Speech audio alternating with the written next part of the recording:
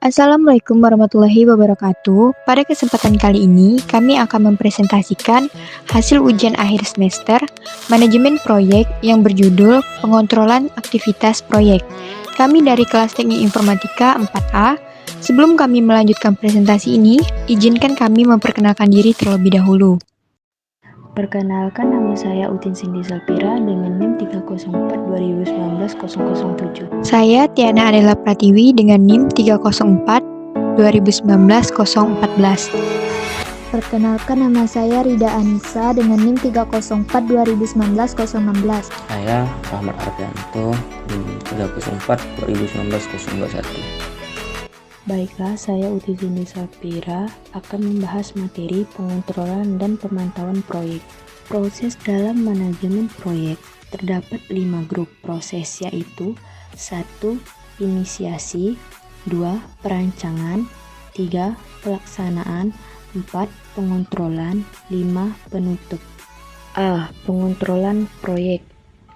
Pengontrolan proyek adalah usaha yang sistematis untuk menentukan standar yang sesuai dengan sasaran perencanaan, membandingkan pelaksanaan dengan standar, menganalisis kemungkinan adanya penyimpangan antara pelaksanaan dan standar, kemudian mengambil tindakan perbaikan yang diperlukan agar sumber daya yang digunakan secara efektif dan efisien dalam rangka mencapai sasaran. Adapun 4 macam pengontrolan proyek, yaitu pengontrolan biaya proyek, pengontrolan waktu atau jadwal proyek, pengontrolan kualitas, dan pengontrolan kinerja. A. Pengontrolan biaya proyek atau cost control. Anggaran adalah suatu perkiraan yang disusun berdasarkan informasi yang tersedia pada saat pembuatan anggaran. Rencana proyek yang dibuat sebelum dimulai dan dituangkan dalam petunjuk operasional atau PO haruslah memuat sifat 1. Rencana proyek yang mengalami perubahan selama proyek itu berjalan. 2.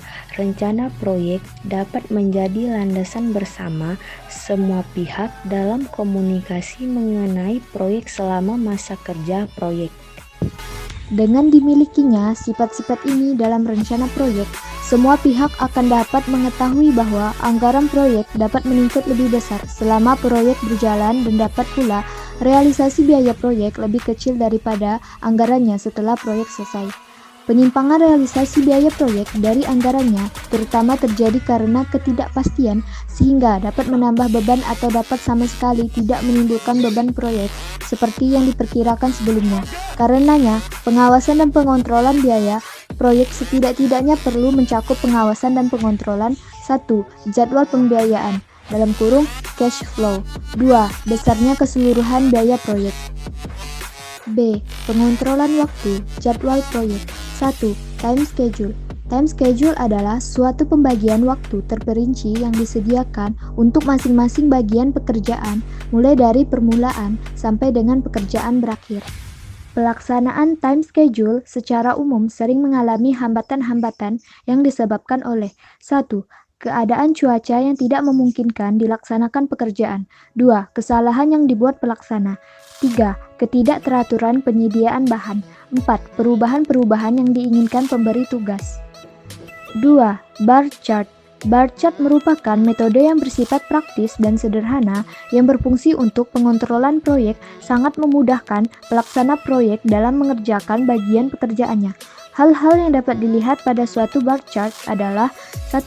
Jenis-jenis pekerjaan yang ada di proyek. 2. Waktu yang disediakan untuk setiap pekerjaan. Yang ketiga, kapan waktu pekerjaan harus dimulai dan dilaksanakan. 3. Network planning. Network planning adalah gambar yang memperlihatkan susunan urutan pekerjaan dan logika, ketergantungan antara kegiatan yang satu dengan yang lainnya, serta rencana waktu pelaksanaannya berupa lintasan kritis maupun yang bukan lintasan kritis. Baiklah, saya Tiana. Saya akan melanjutkan materi yang telah dibacakan oleh teman saya tadi. Network planning mempunyai dua tahapan, yaitu pengontrolan kualitas dan pengontrolan kinerja. Pengontrolan kualitas adalah proses memonitor hasil spesifik proyek untuk memastikan bahwa proyek berjalan sesuai dengan standar kualitas ketika mengidentifikasi beberapa cara untuk meningkatkan kualitas secara keseluruhan. Yang kedua, pengontrolan kinerja adalah proses memantau atau mengendalikan biaya dan waktu secara terpisah untuk menjelaskan proyek pada saat pelaporan biaya yang dikeluarkan melebihi anggaran. Bila tidak segera dilakukan tindakan pengontrolan, maka dapat berakibat pada pelaporan yang tidak dapat diselesaikan secara keseluruhan karena kekurangan dana. B. Adapun beberapa faktor penghambat proses pengontrolan. Faktor-faktor yang menyebabkan pengontrolan menjadi tidak efektif antara lain: A. Definisi proyek merupakan ukuran dan kompleksitas suatu proyek. Kesulitan yang muncul pada proyek dengan skala besar antara lain kesulitan komunikasi dan koordinasi yang berhubungan dengan struktur organisasi proyek. B. Faktor tenaga kerja. Kurang ahlinya pengawas proyek menyebabkan proyek menjadi kurang efektif dan akurat. C.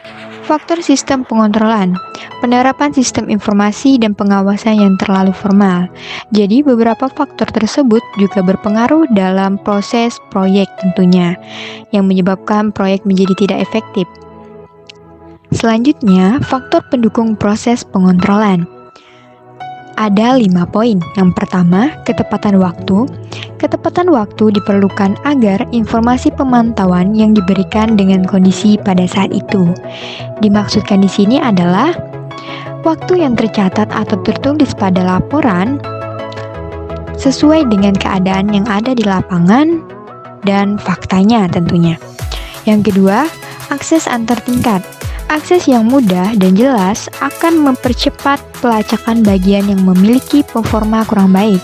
Dimaksudkan di sini adalah akses yang dibuat semudah mungkin dan jelas tentunya membantu pihak dalam pelacakan performa atau bentuk atau penampilan proyek yang kurang baik. Yang ketiga, perbandingan data terhadap informasi. Data yang diperoleh dapat memberikan informasi yang proporsional sesuai dengan jumlah data yang diberikan. Yang ketiga, data dan informasi yang dapat dipercaya, yaitu menyangkut kejujuran dan kedisiplinan pihak yang terlibat dalam proyek. Poin yang terakhir, objektivitas data. Data yang diperoleh harus sesuai dengan yang terjadi di lapangan tanpa adanya asumsi pribadi atau rekayasa. Jadi murni benar-benar data yang dicatat atau yang didapat dari lapangan. Selanjutnya, monitoring proyek atau pemantauan. Monitoring adalah pengumpulan dan analisis informasi secara sistematis untuk melihat kemajuan dari suatu proyek. Kegiatan monitoring meliputi yang pertama, mekanisme monitoring, yang artinya interaksi bagian-bagian proyek atau kinerja proyek. Yang kedua, fokus monitoring, yang artinya kemampuan konsentrasi dalam pemantauan. Yang ketiga, acuan monitoring, artinya pola dasar penafsiran dari pemantauan yang menjadi titik tumpu mereka dalam melakukan pemantauan proyek. Yang terakhir, jadwal monitoring, artinya manajemen waktu atau penjadwalan yang baik dalam proses pemantauan. Menjelaskan tentang monitoring dan evaluasi. Monitoring bertujuan untuk meningkatkan efisiensi dan efektivitas dari sebuah proyek atau organisasi. Monitoring berdasarkan target dan kegiatan yang telah direncanakan selama proses pekerjaan berlangsung. Monitoring dapat membantu pekerjaan tercatat dalam jalurnya dan manajemen mudah mengetahui suatu kesalahan dalam pekerjaan.